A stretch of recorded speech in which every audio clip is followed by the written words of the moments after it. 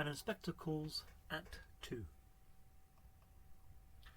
Act 2 picks up right from the point that Act 1 ends, with the inspector pressing Gerald for information about his connection with Eva Smith, or Daisy Renton as Gerald knew her.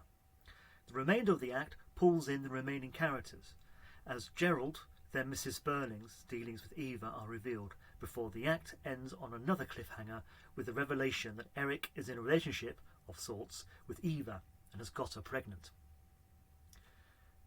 After his initial reluctance to divulge details of his affair with Eva/Daisy, perhaps understandable since he must do so in the presence of his fiancée Sheila, Gerald relents and proceeds to give a full and frank confession.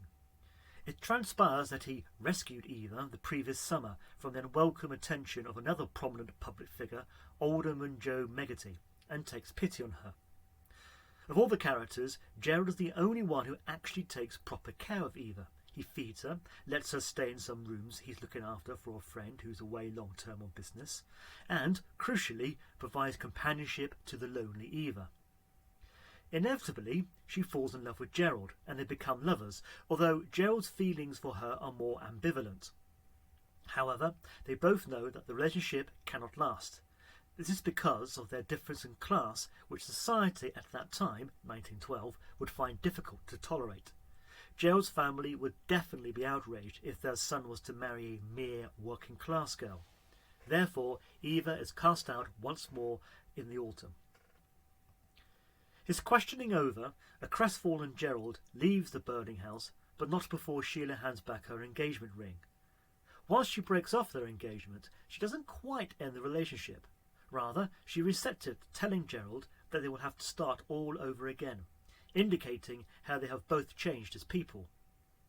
At this moment in the play, Gerald, like Sheila, seems to have learnt his lesson and accepts the contribution he has made to Eva's suicide. Later events in Act 3, however, will cast doubt on whether Gerald is really a changed man. Gerald's sincere regret and honesty is in stark contrast to Mrs. Burling's confrontational and callous manner when it comes to her turn to be questioned by the inspector. In the teeth of some fierce resistance, the inspector, with support from Sheila, manages to draw out of Mrs. Burling that she had recently seen Eva just 2 weeks ago. As Mrs. Burling is the head of a local charity, it is to her committee that Eva approaches asking for help. She is pregnant, unmarried, and out of work.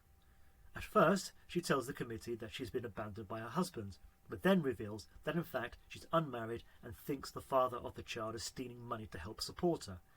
She had lied about being abandoned in order to protect the young would-be father.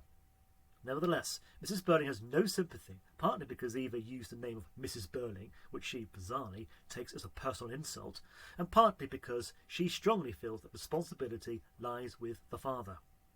She turns down the request, leaving poor Eva with nowhere left to turn. Even knowing what happened to Eva subsequently, Mrs. Burling, who exhibits a strong class prejudice, is still unrepentant, blaming the father and Eva for their misfortune. Only when it becomes clear who the father is, Eric, does she begin, too late, to change her attitude. It is at this moment of high drama that Eric, who has not been in the room for Act 2, returns. All eyes turn to him as the family, the inspector, and the audience await his explanation.